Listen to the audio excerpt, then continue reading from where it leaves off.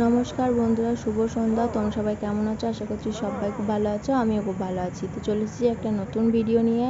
আর আজকে হচ্ছে আমরা মন্দির যাব, আর সেটাই তোমার সাথে একটু শেয়ার করব, কারণ এতদিন তো সব শর্ট ভিডিওর মাধ্যমেই শেয়ার করতাম বা শর্ট ভিডিওই করতাম। আজকে ভাবলাম একটু বড় ভিডিও করি। তো চলো, আমরা এখন টোটোয় চেপেও পড়েছি আর মন্দিরের দিকে রওনাও হয়ে গেছে, আর খুব কাছাকাছি চলেছি। তো তোমাদেরকে একটা কথা বলবো, দেখেছো এদিকে সবার বাড়িতে প্রথমে ঢোকার আগে সিঁড়ি থাকবে, এটা কেন থাকে জানলে অবশ্যই আমাকে একটু বলো তো। আর দেখো, আমরা এখন মন্দিরের কাছে পৌঁছে গেছি। তো এটা কোন দরজায় এসেছি আমি সেটা বলতে পারবো না, কারণ এখানে ঢোকার জন্য অনেকগুলো দরজা আছে, তো সেজন্য আমি ঠিক বলতে পারবো না।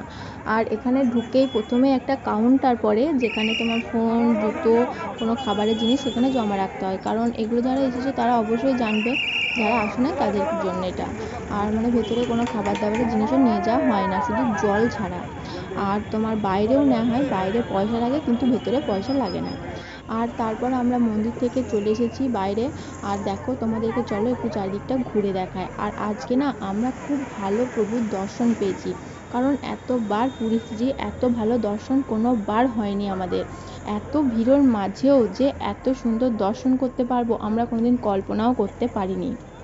তো আমার তো খুব ভালো লেগেছে, আর মানে খুব খুশি হয়েছি আমি, মানে আশা তো এতটা করে আসিনি না, আশার থেকেও বেশি কিছু পেয়ে গেছি, তাই আজকে এতটা খুশি। তো চলো তোমাদেরকে একটু মন্দিরটা ঘুরে দেখায়। যারা এসেছো এখন তারা নিশ্চয়ই জানবে যে মন্দিরটা এখন কত সুন্দরভাবে সাজানো হয়েছে, কত সুন্দর ব্যবস্থা করা হয়েছে। আর যারা আসো নাই তারা এই ভিডিওটা শেষ অবধি দেখতে থাকো, দেখো তোমাদের অবশ্যই ভালো লাগবে আশা করি।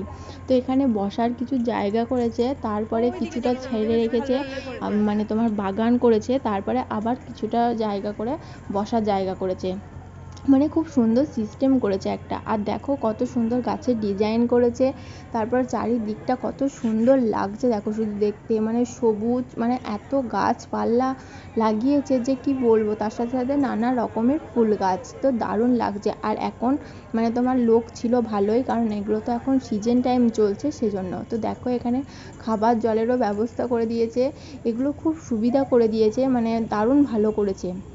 একটা করে ডাস্টবিনও দেওয়া হয়েছে, যাতে মানে দেখো তোমার চারিদিকটা কত সুন্দর পরিষ্কার পরিচ্ছন্নতা আছে, মানে খুব সুন্দর সিস্টেম করেছে। তো চলো, তোমাদের কেমন লাগলো অবশ্যই ভিডিওটা আমাকে কমেন্ট করে জানিও। আর এখন আমরা হোটেলের দিকে রওনা দেবো।